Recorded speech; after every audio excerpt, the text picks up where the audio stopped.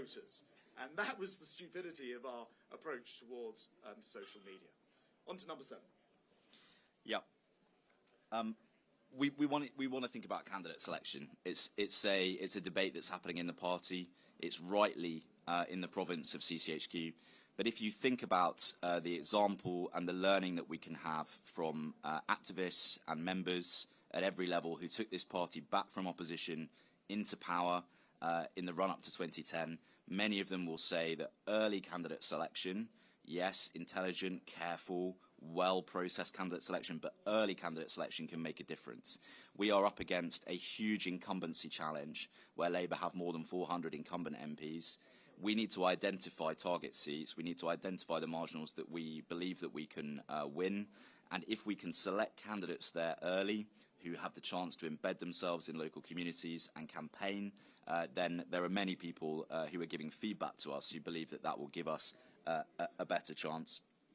And then we can come on to our final recommendation. Again, there's a huge role for renewing and reinvigorating our voluntary party. I think everybody feels that at this conference.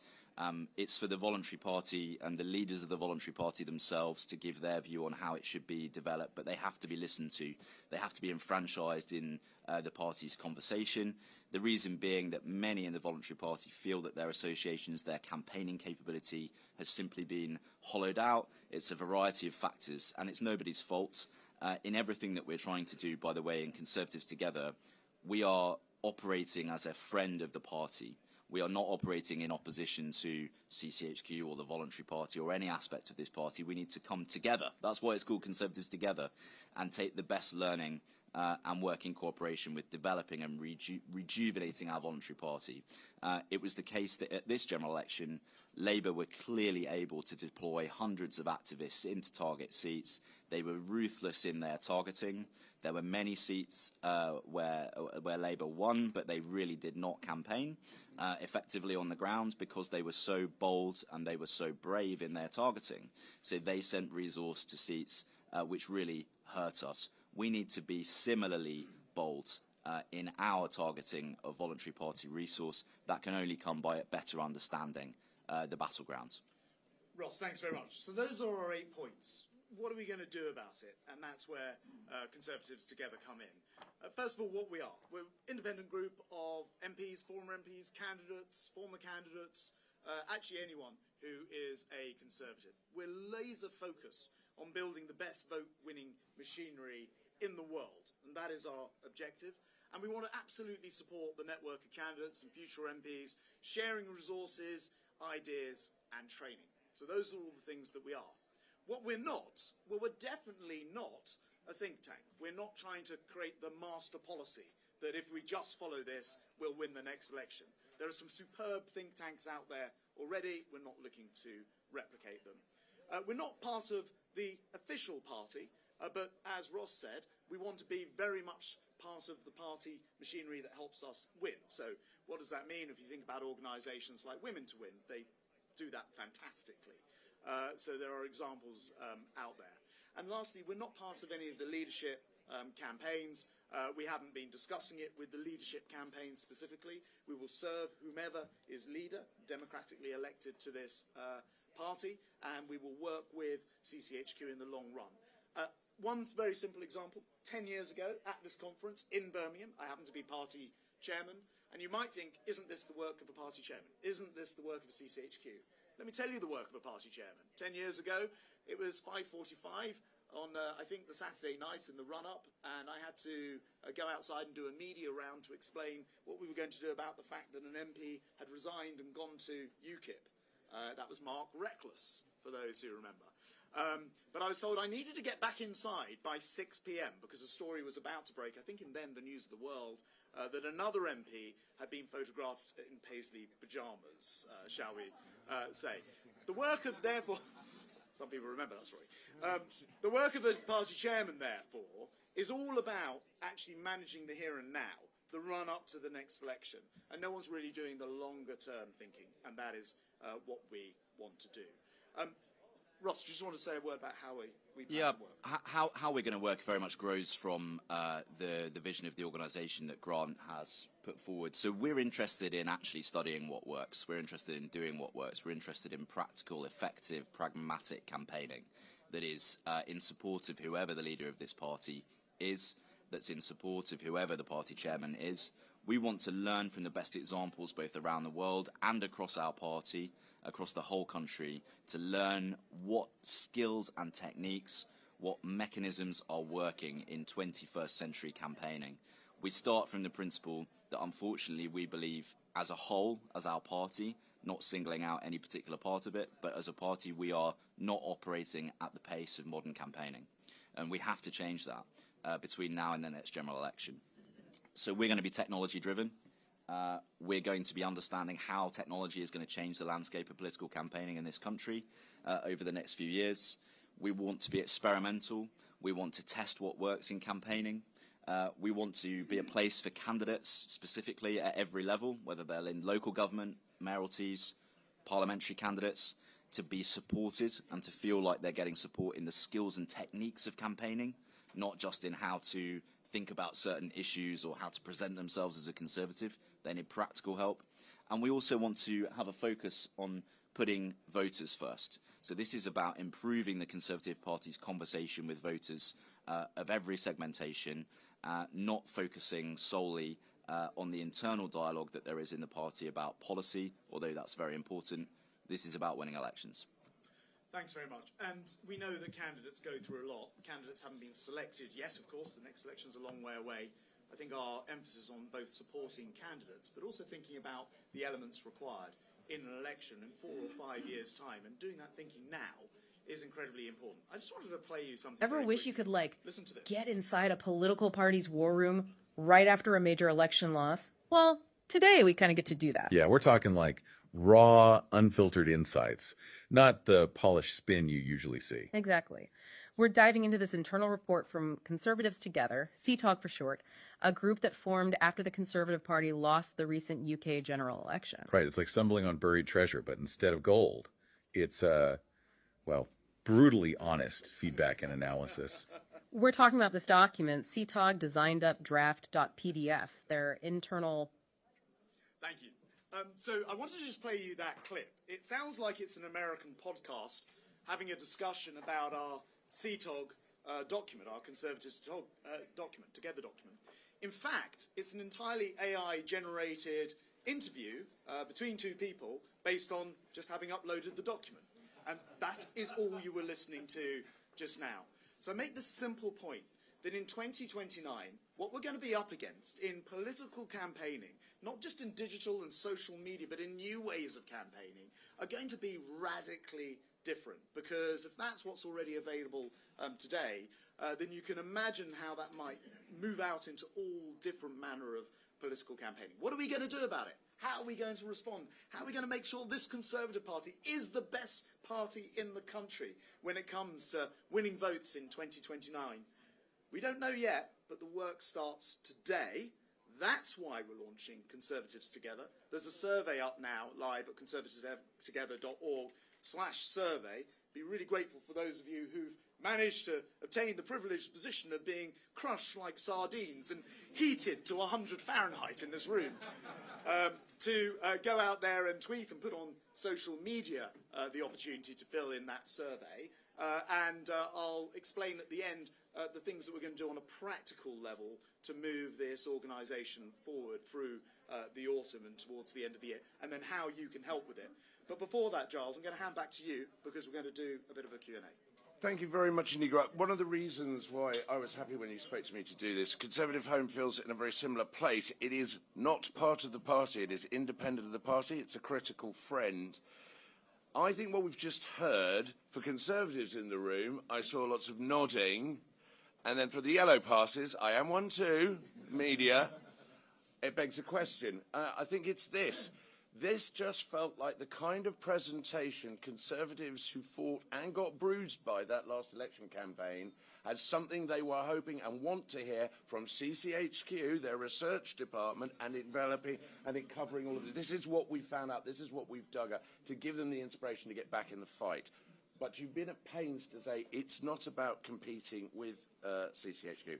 Now, all four leadership candidates have said in some way we are going to reform the structures of the party. Is it not sort of what you've just been doing, going, you may not need to be in charge of this sort of thing, this sort of outsourcing critical friend organisation working alongside could actually be one of the things that comes out of your analysis of what went wrong? Well, both Ross and I have both been inside CCHQ. All of us have been inside. So we know the things that it has to do. It has to be the body that selects the candidates, for example. No one else can do that. It has to be at the command of the leadership of the party. No one else can do that. Sometimes, because the party at CCHQ is so much at the command of the leadership, they're not doing the things that they need to do to critically think about the problems, and they're definitely not thinking in a longer-term aspect and longer-term framework. So I think that's where we can definitely help with it. Ross? I just think it's quite lazy and it's too easy to criticise CCHQ or to criticise certain parts of the party. It's an often repeated moan by those of us who have had to campaign. But the fact is we have a party that is made up of three elements. We have a parliamentary party, we have a voluntary party, and we have a professional party. Each of them needs to work together in order to win an election. It's not the fault or the mission even of only one part of that party. We've got to pull people together. You know, the truth of that is that I already got people from CCHQ saying to me, can I write something about in defence of people in CCHQ, because they know they've taken a hell of a lot of flack. Yeah, and I will be the first to defend them, because the reality is that most of the people who worked in the professional party in the 2024 general election were exactly the same people who worked in the 2019 general election that produced a very, very different result. So this is absolutely not about criticising the professional party, but we've got to be aware that we need the voluntary party, the professional party and the parliamentary party, crucially, thinking about campaigning as their primary mission, as well as the important policy debates and the important leadership debates that are going on within the party. And is the fact that actually a lot of people know about campaigning in their own area, knowing that actually there might be lots of very good ideas coming from the centre about general campaigning, but we know our place, we know our area, and sometimes you very definitely don't. I think that's right. We had a testimony from one candidate who said that she had worked very hard over many years to build the data up, and then I think on the eve of the election, new data was injected in, which overrode a lot of the hard work that's been done on the ground. And that means that a lot of work's been wasted. It's a lack of coordination. And actually, it shouldn't be too difficult to fix in which case. But we need to talk about those things up front, not just expect them to work at an election. I'm going to outsource asking questions, because I don't have to if you've got lots of them. There are microphones. I'm going to take two at a time. Inevitably, I will not be able to get to absolutely everybody. I will try to. Please make it a question. We've got lots to get through. There's plenty you can get out of these two gentlemen. Let's please make it a question and a brief one. Where's the other mic gone? There we go. All right, fire away. Thanks, Robin, Ross and Grant setting up this. Ross, your research showed that the youngest voter we had was 50 years old. How can we bring it down to 40 years and 30 years? So we have a... Oh, should we do two? Yeah, we're going to do two at a time, and then... Who else is going? You can have one in a minute. Hi there. I have a problem, but I also have a solution. You mentioned, Grant, you mentioned TikTok earlier. My concern with that is the data then that's stored by our friends in China. So the solution is, why not create a tech platform where we have 3 years to get it out there and own it? Excellent. Well, thank you for being quick. Follow that model.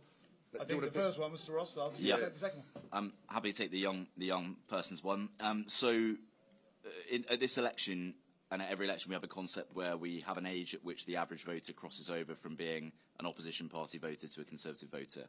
At this election, for the first time, it was over 63. At the previous general election in 2019, it was nearly 2 decades younger. So we have got a problem in appealing to younger voters. There is plenty of discussion going on at this conference, which is very detailed about what the policy appeal should be. Obviously, there are issues like housing, tax, jobs, and so on. All of that needs to be discussed. What we're interested in is whatever policy solution the party comes up with, how do we communicate with those voters? How do we actually get them to vote? Because there are two stages. We can have the best policy offer in the world to young people. We can beat every other opposition party with our policy offer. But if we don't know how to communicate with younger voters, if we don't know how to get younger voters to actually get out and vote Conservative, we're never going to bring that figure down again. So, we've got to study that, and that will definitely be one of the tracks of work that Conservatives Together takes forward. I think it's worth saying we actually just literally don't have all the answers to these questions. What we're going to do, and I'll talk about it at the end, is set up units within Conservatives Together to go off and think about these problems and propose solutions in lots of places. But on TikTok security, actually it's even simpler than you described. Look, I was Defence Secretary. I was, not untrue to say, paranoid about my security, not least because Putin has personally targeted me. So, quite rightly so, I had a protection team. I had, all of those different things. So, of course, I would never do anything which endangered my security or the security of the nation.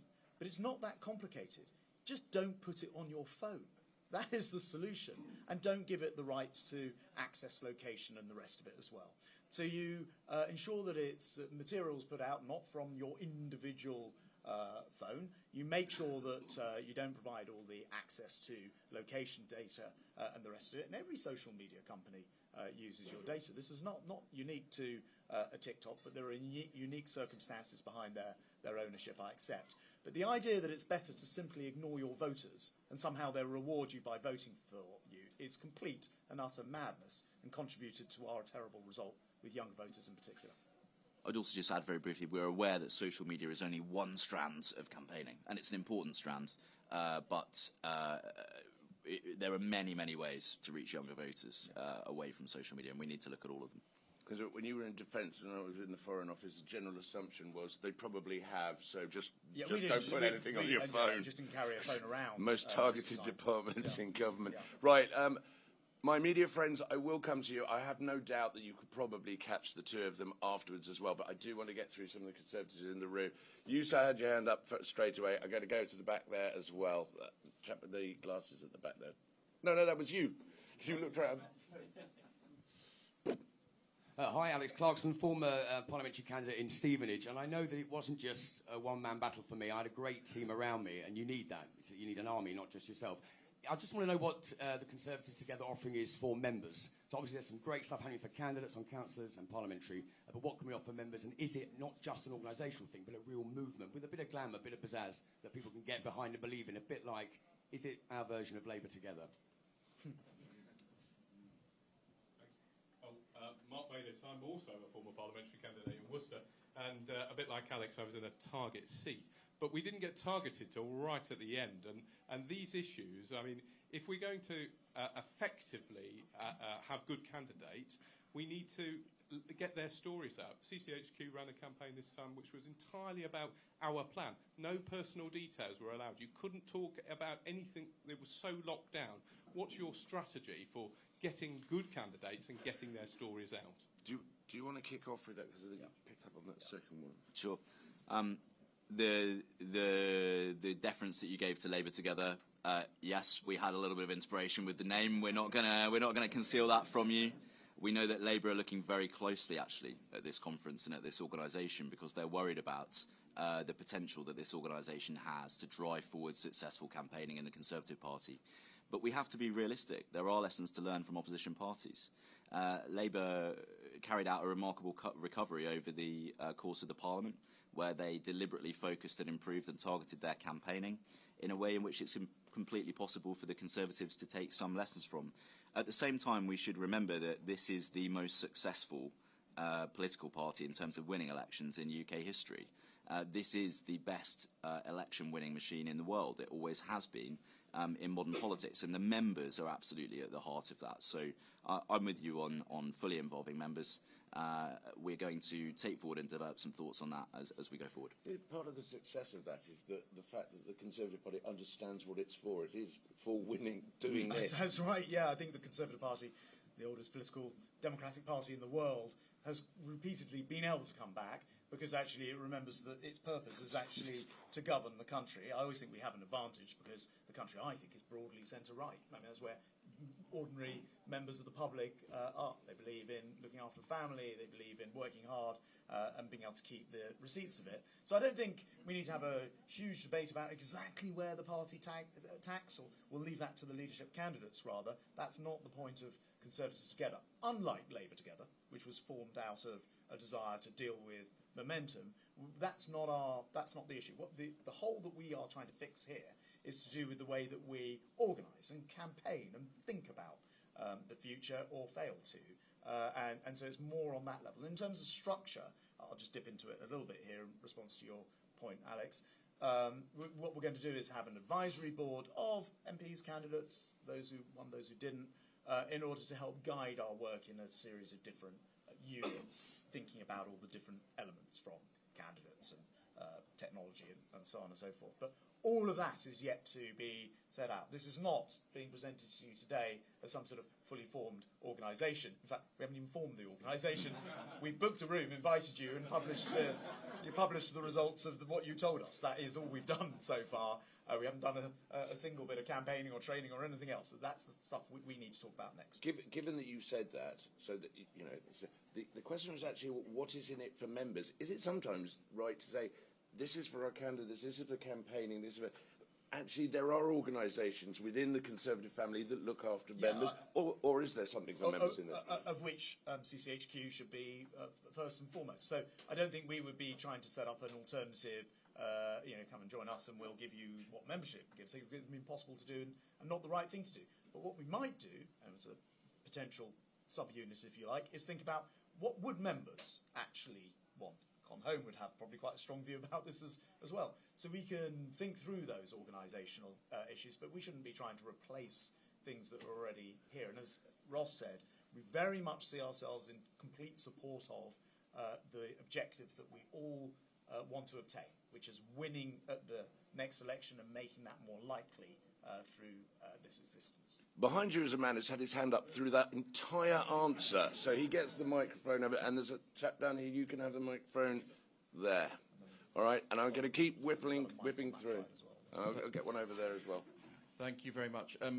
For those of us who were in Lib Dem facing seats, it seemed like CCHQ were sort of very single-mindedly on the attack against Labour. Can I make a plea? Because at the next election we will not be just facing a challenge against Labour, but also the Lib Dems and Reform.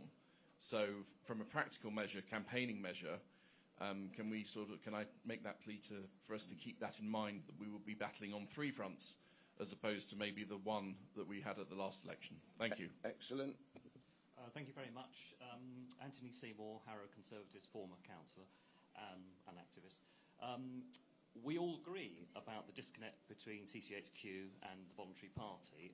The question is, how do we deal with that? How do we recommend that there is more connection? Because at the end of the day, we can say all these things, but the delivery, actually doing it and making sure that us as a party actually has a say, because we're the ones that know what's the intelligence on the ground.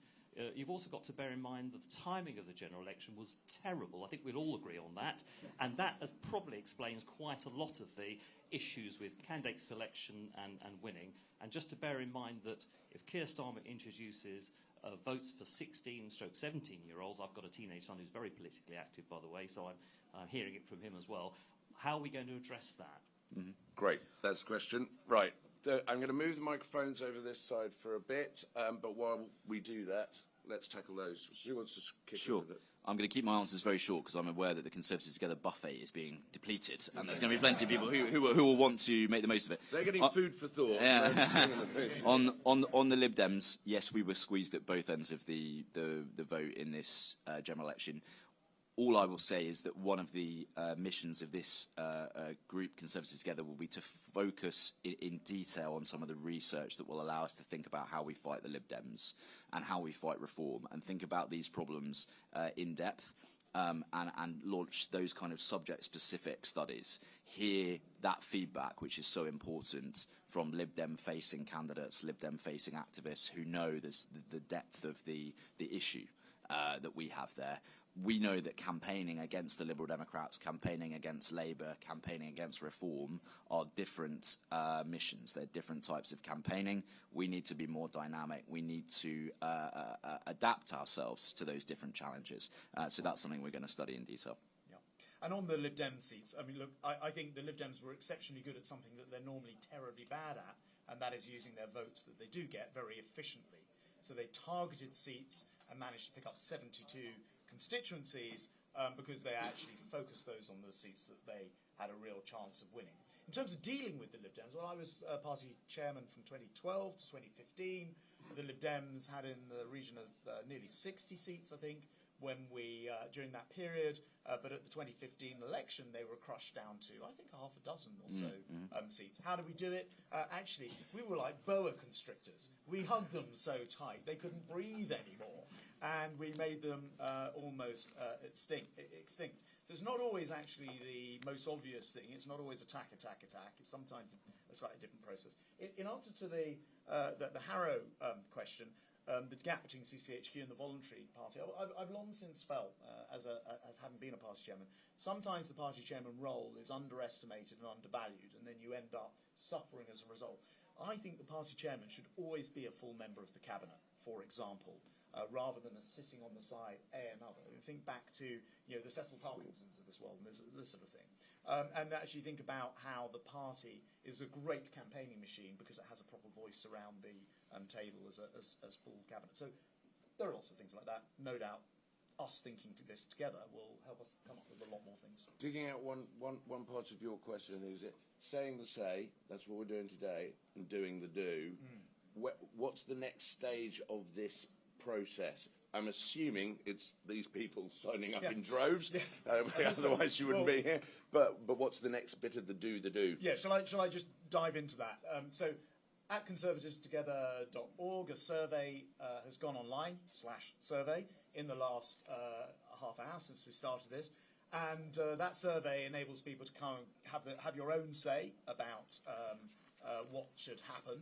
And what we'll be doing in October, November and December is creating that advisory board. As I said, it will be primarily made up of candidates in particular, whether they won or didn't win, so that we can make sure that the programme is then driven in a way which will actually help us on the 8 different subjects which are highlighted by the report that need to be addressed. We will set up subunits, essentially, not necessarily in 8 specific areas, that's further discussion required, but in each of the areas, and we'll professionally try to resource the organisation to do that. So we'll be looking to set up a professional structure that doesn't exist. As I say, we're not at that point yet, off the back of this launch to date. And we'll ask people to fill in the survey and express their interest in being part of that process, and then we'll come back in the next month with a series of events and sort of milestones through to the new year to have the organisation properly set up and functioning. This is going to sound a lot nastier than I mean it, but I think it's an opportunity to say it's not necessarily relevant, but some people might say, well, hang on, you're asking us to listen about the methods of great campaigning and how you win, and they said, but hang on, you lost your seat. That's absolutely true, and I was very aware of it, and we actually discussed it. I was very aware of it in the campaign. Look, I lost my seat, but I wasn't alone in losing my seat, and that's why we only have 121 MPs. I think that, either you learn from your mistakes, some of which may have been mine, right? But you either learn from them or you ignore it and you plough on as you were before. And I think this is a great learning moment for the whole party, and that is why I'm pleased to actually want to come back and do something about it rather than could float off into the sunset. Let's learn those lessons. That was painless, so we've got that out of the way. Good. Right, you've been asking, and behind there, that's fine. Thank you very much. I just want to talk a little bit about councillors, because in the run-up to the last election, we lost thousands of Conservative councillors. We lost control of councils. We have a lot of people that left, the active campaigning. Every time you win a council, you probably gain 2 to 3 people. Every time you lose a council seat, you lose 2 to 3. What are you going to do about trying to build that coalition where our parliamentarians and our parliamentary candidates recognise that ultimately their success is based on strong local representation at councils? Because quite frankly, folks, it was horrific last year. And Grant, I'm sorry for you and everyone else lost their seat, but last year 26 of my colleagues lost their seats on one night. Can you just pass it behind? There we go. Thanks. Jack Bowl, I ran David Reed's campaign in Exmouth next to Rees, where we were lucky enough to get an MP elected by just 121 votes, so I know how important campaigning is on the ground. But like Grant just said, I'm now helping out in Honiton Sidmouth, where Simon Jutt ran an amazing campaign and he was unlucky to lose. So it's not the people that lost necessarily that are always to blame. The question I want to ask is based on the discussion we've had about CCHQ. We know there's this discontent. We know it tends to be based in London. We know it tends to be quite centric, and it doesn't get into the local issues. So I'm doing campaigns in Devon, where the big issues we talk about are water sewage, are farming subsidies, linked to the point about the rural vote, and our NHS services, which are a lot more diverse and spread out and harder to get to if you have big accident and emergencies. And the fact people are nodding, as I say, that means that other rural constituencies feel the same. How can you guys, which I think is a great organisation, by the way, and I'm really pleased you're doing it, how can you guys make sure you don't fall into the same trap as CCHQ and that you're getting into local communities, rural areas like Devon, where I'm from, and making sure you're listening to the members on the ground who know what the key issues are? Thank you very much. Excellent. Good question. The answers to winning the next general election and to campaigning effectively, the answers are in this party. And they're at every level. They're at the level of the membership, they're at the level of local government, they're in the mayoralties, they're in associations, they're also in CCHQ. They are held within the knowledge and the experience of campaigners in this party. What we need to do is bring them together, and that is why we are launching Conservatives Together, right? It's to bring together the knowledge at every level of the party. And, you know, the sentiment that there are well-informed, effective, intelligent campaigns that can be designed better by the people who are doing them at the local party level is one in which we all naturally feel, I think, in this party. And that is also felt at the centre, by the way.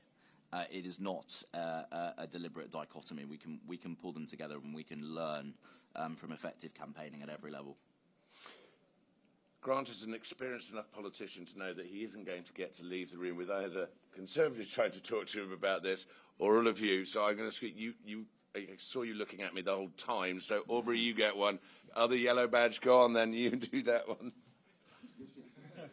I've got one as well. Don't complain. Hello, Aubrey Allegretti from The Times. Ross, you mentioned at the start that candidate selection is rightly in the province of CCHQ. Grant, you said that CCHQ has to select the candidates. There are leadership contenders here who are proposing to sort of blow up the structures for candidate selection and democratise it, give more power to activists. It sounds like you disagree, that you think that CCHQ should continue to grip it very tightly. Can you explain why, and why the candidates proposing those quite radical suggestions are wrong? Let's take two, just like we have there. Hi, Eleanor Langford from the iPaper. We touched on this a little bit earlier about the timing of the election. You know, a lot of this report seems to go into a lack of planning. Maybe the Lib Dems had a better plan. Why do you think the Conservative CCHQ made that mistake? And a quick cheeky follow-up, Grant. Obviously, a lot of this is about, you know, winning seats. Is this a path for you back to Parliament? Never pause. Straight out. So terrible mistake. Shall I just have a run at this, these two first? So, look, first of all, actually, when I was party chairman, we did do some husting-type selections. So what do we call them when we did primaries? That's right.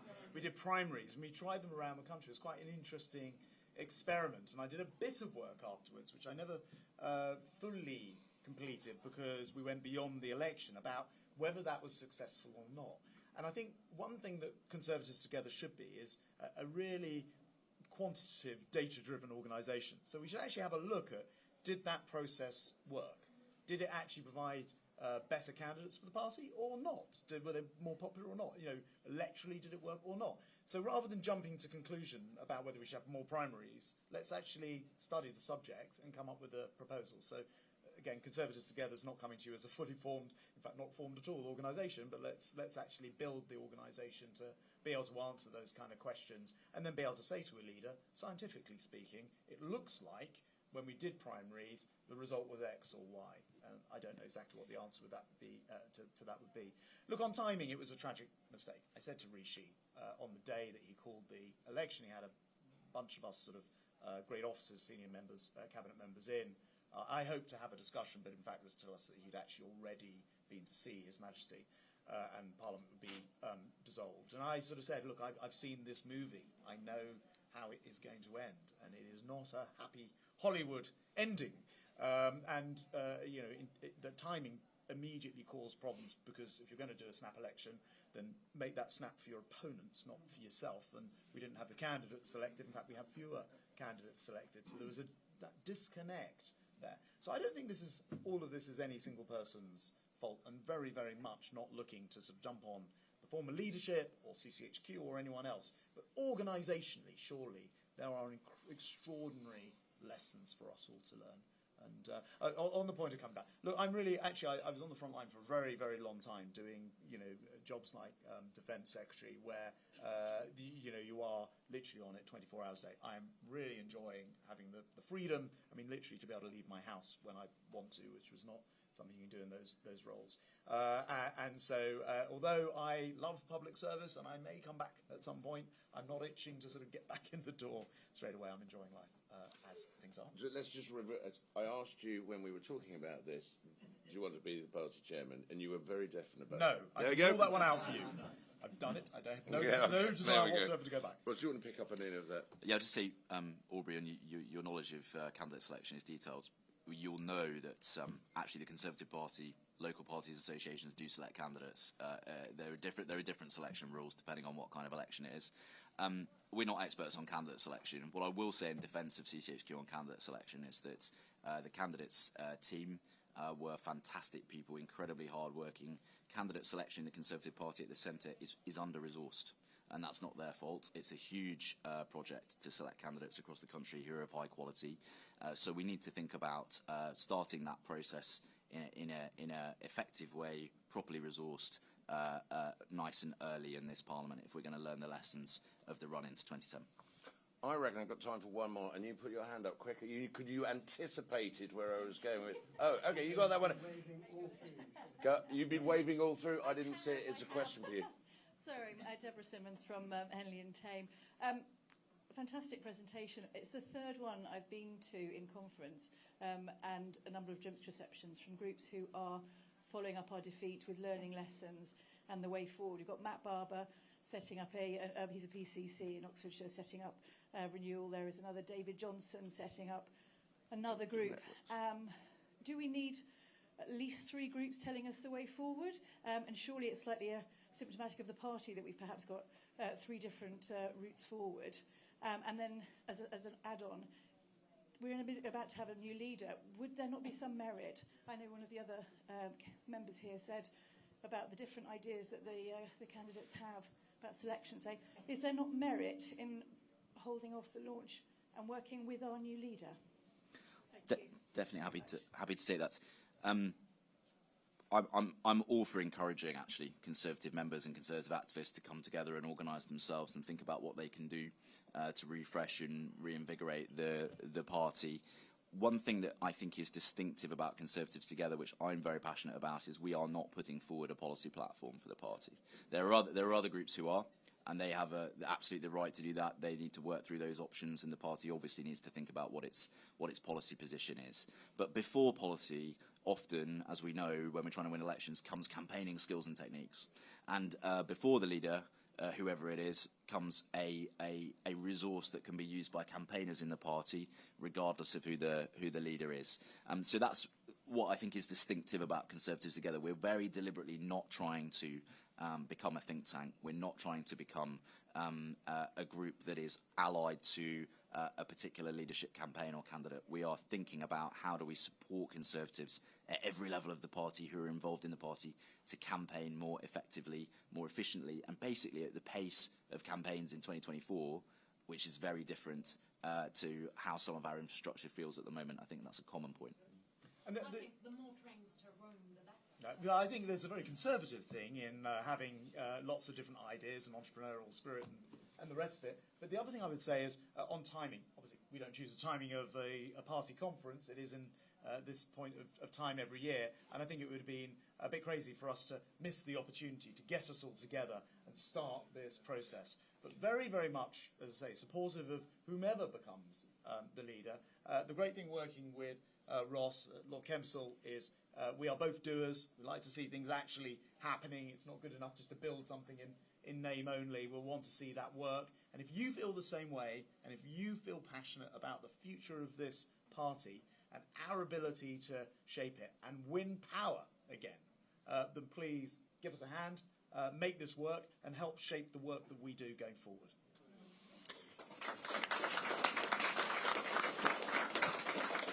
Thank you very much indeed for coming. The whole point of launching something is it's the start. I have no doubt this will continue as we leave the room and on and